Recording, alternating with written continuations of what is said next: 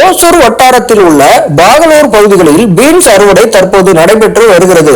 இங்குள்ள விவசாயிகள் சொட்டு நீர் பாசனம் மூலமாக பயிர் செய்து தண்ணீர் சிக்கனம், குறைந்த மருந்துகள் பயன்பாடு, சொட்டு நீர் நேரடியாக வேருக்கு செல்வதால் கூடுதல் வளர்ச்சி மற்றும் கடந்த சில நாட்களாக மழை பெய்தது போன்ற காரணங்களால் விளைச்சல் அதிகரித்து உள்ளது. ஒரு ஏக்கருக்கு 2 முதல் 3 டன் விளைச்சல் கிடைக்கும் நிலையில் சொட்டு நீர் பாசனம் மூலமாக ஒரு ஏக்கருக்கு 4 முதல் 5 டன் வரை கிடைத்துள்ளது. அறுவடை செய்து கிலோ 40 ரூபாய் எனும் விலைக்கு 70 கிலோ ஒரு மூட்டையாக சென்னை, பாண்டிச்சேரி, பெங்களூரு போன்ற மார்க்கெட் பகுதிகளுக்கு அனுப்பப்பட்டு வருகிறது.